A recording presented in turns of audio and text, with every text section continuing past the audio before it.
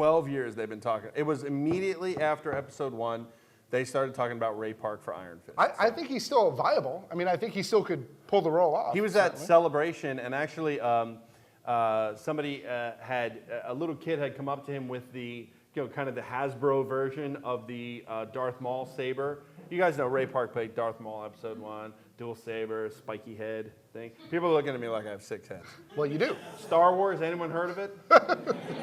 These people? A little kid, let's call him 10, came up to him with his little Hasbro thing, and he said to him, I've been practicing, I've been working on it and practicing, and I'd really like to show you. And he stopped his 200-person line, and he walked out of his autograph area into like a little hallway where all the autograph people could see him.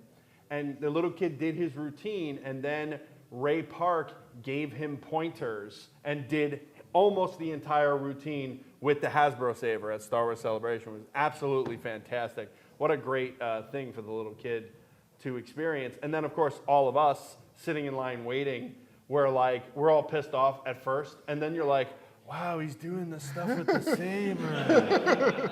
Wow. Look, he can still do it 13 years later. It was fantastic, absolutely fantastic. All right, one more thing. Okay. Not Marvel related, Thank that I God. know that you're obsessed with right now, and so I saved it for the end. Ooh, it's a mystery. Let's see, what am I obsessed with? Is it about Imperial Army building? No. Is it about Tron Legacy? No. Is it about Errol Flynn movies? No. Is it about... It involves a pink comfy chair in your house and a headset. Oh, is it Xbox Live? It's Red Dead Redemption, to be specific. Ooh, I am obsessed with Red Dead Redemption. So a movie version of the game has been purchased. Nice. And they're moving forward with it. Uh-huh. And the speculative rumor for the lead right James now... Brolin. No. Although funny. No, actually, Brad Pitt Really? is who they're talking about. Oh, that would be good, actually. Well, I like Brad Pitt. so... Don't make a face, Ken. All right, let me start by saying that I think that he would be good in the role. Uh-huh. I have no problem with Brad Pitt. I have no problem with him in that role. I think that's a good direction for them to go. Uh-huh. I think he's capable. Yes?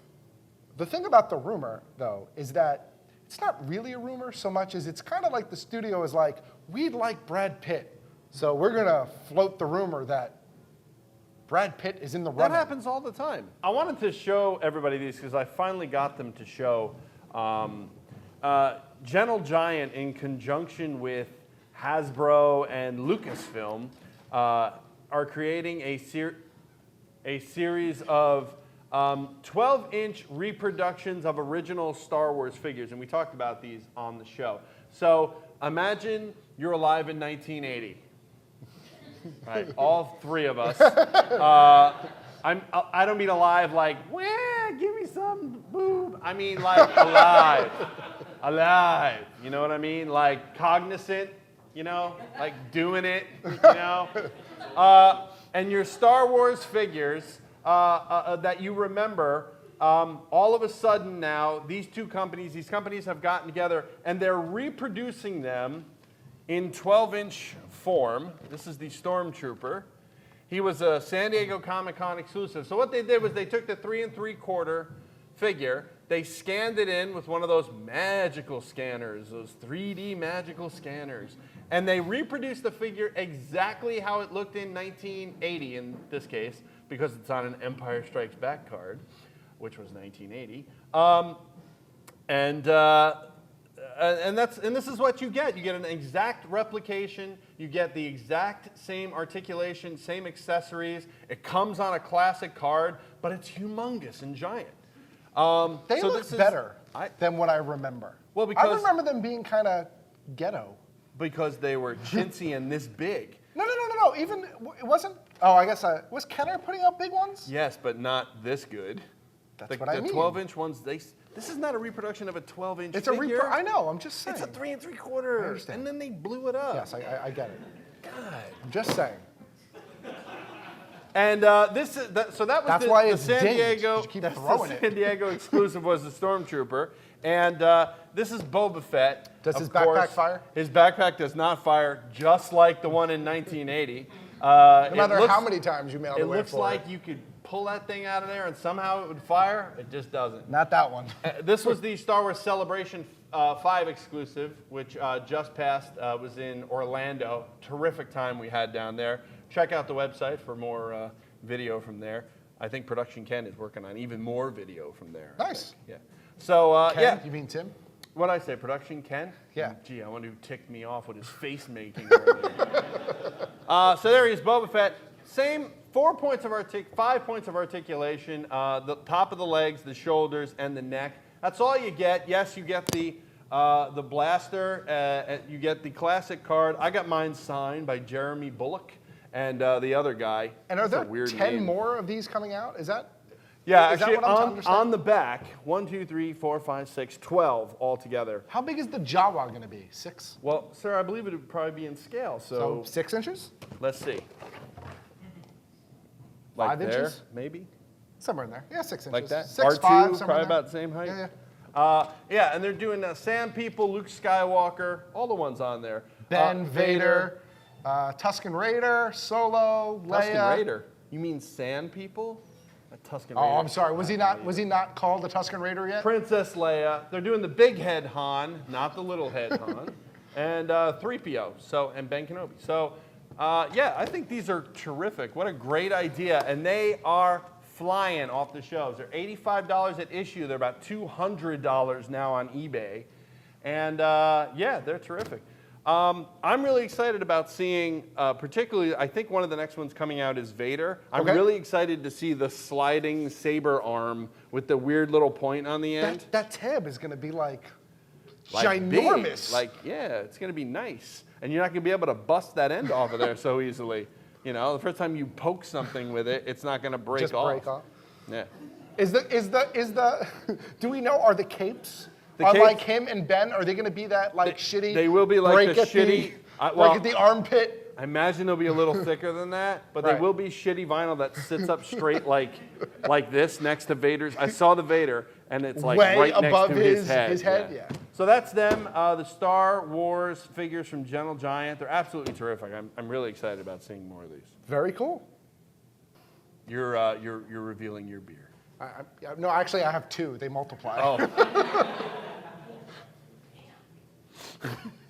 You're hoping that'll multiply if you put it by the beer? That ain't going nowhere. Ugh. How'd that book end up on this table? I don't know. What is this? Orko. Yeah, this is this was a San Diego exclusive Matty Collector Orko figure with shoved way in the bottom of the package, for those of you who may be able to see, Prince Adam. So yeah, and they've had a lot of production issues with the Prince Adam because they did shove him down in the bottom of the package while he was still warm. So he got sort of that kind of, palsy legs. So he kind of stands, but he's kind of like, think Alanis Morissette singing pretty much anything. That's what I'm like that. That's kind of what it's like. Well, really, all of the Matty Collector. That's terrible. Did you ever see her? Yeah, I have. I'm just saying. Was she that palsy as God? I don't remember her. No, I said singing. Oh, I'm sorry. Not acting. No. Was she that palsy on, what was that show on Nickelodeon? You can't do that on television? That's the one. No. They have a lot of production issues with all of their Masters of the Universe line. Anybody that collects this line knows they are brittle. A lot of the joints come frozen. If you try to move the arms, they will occasionally snap off. Mm-hmm. If, God forbid, you have one on a high shelf, like let's say where my Trapjaw collection is currently displayed, and your Trapjaw takes a nosedive off the shelf and lands on your ground, the leg may or may not break and fall off in a completely opposite direction, forcing you to glue it into frozen place forever. Let's talk about that. So Masters of the Universe, for those of you that don't know, was the toy line of the 1980s. I don't think anything beat it. Maybe G.I. Joe might have come close, but I think in the end, He-Man won out over little G.I. Joe, 3 3/4 G.I. Joe. And as the most popular toy line on the planet, of course, after a long while of not having any He-Man, Mattel in their infinite wisdom decided that they were going to put He-Man out again. They didn't really do it right the second time. They kind of screwed it up. So they yanked it again, and they decided, because they were getting such great fan response from requests, not response, but requests and like pitchforks and torches outside of Mattel going, I need it! That they were like, well, you know what, we'll do them, we'll make them specifically for collectors. We'll create this whole collecting club thing where that's the only way you can get these figures. And of course, I think by doing that, they have to do lower production numbers. They have to use maybe not the elements that would be necessary for all children. You know, like no children are going to be playing with these. So the point of it is that, you know, they can use maybe a lesser plastic or a lesser, if only anyone in here knew anything about plastic or resin, they maybe use a lesser product because they don't have to wear and tear. They don't have to worry about wear and tear from children beating them on the table and so on, or whatever the heck they do with them, eating them. They don't have to worry about a lot the problems. Yeah, the old heads were squishy heads. Were they squishy? They were. Heads? Yeah, these some are of not, them. These are not I as don't remember squishy. if they were squishy. We should say though that the sculpting on the figures is probably one of the best things about them. You heard us mention earlier, one of our guests, hopefully at New York Comic Con, is going to be the Four Horsemen. The Four Horsemen are the group that currently sculpts these for Mattel, and Orko is great. Mostly, no points of articulation, so nothing. Really? I don't think anything moves. His arms. Do his arms even move? I don't think they do. They do, sir. Look, his arms are up on the package on the back. Sir, his arms move. I see. He's got one joint in the arm, which likely will not break if fallen. However, he does come with a clear base, so the base won't fall. Right. Because that's the same exact base they use for Slimer in the Ghostbusters line that they put out. I think also that Orko may have come, this is a San Diego exclusive, we should say. I think he may have come in a couple of different forms also. This one is sort of see-through. Right. I think there was a solid one, and I think there was an absolutely clear one, I think. Am I right about that, Starman? There were two of them? And Okay. for those of you who don't know how Mattel runs their San Diego exclusives, you pretty much get this in a white box that just says Orko on the front, and then Masters of the Universe. Well, but before that, you get one of those staffs, like it has a really heavy end and like a curved blade end, and they put you two at a time in a ring, and you have to do one of those Star Trek battles, like Kirk and Spock, and whoever wins gets the opportunity to then purchase one of the white boxes containing an Orko or a brick. So San Diego's insane. If you've never been there, you'd think I'm joking, but I mean, it feels like that sometimes. Quick aside, me and Liz, wherever she is in this room, me and Liz were online one time at the Hasbro booth. Liz was literally right in front of me online, and by the time the booth actually opened and we both got into a line, Liz was about 50 people in front of me, and I'm still not sure quite how that happened to this day. Yeah. But yeah, there was a fight. There was a fight. But back to Orko, you don't know what you're getting when you get that white box. You just buy Orko, and then it's kind of random. They've done this in the past with the Batman. They had that Catwoman one year. There was like 4 different Catwomans and 10 different statues. There were like 8 different ones. Well, no, I think there were 4 different figure variants, but then there were like 10 different statue variants. I don't remember colors, gold, variants. fuzzy, not fuzzy, glow in the dark, not glow. Yeah. So, Tiger print. you got to really hope that you get one you like, or hope that you like them all. But yeah, Orko, a great piece, and you know, I'm an Orko collector, so. Check out, you can check out Orko at mattycollector.com along with the rest of Mattel's. Long unavailable, so. Yes, you can check them out there. You can't buy them there. You can buy the next one coming, or maybe the next few coming.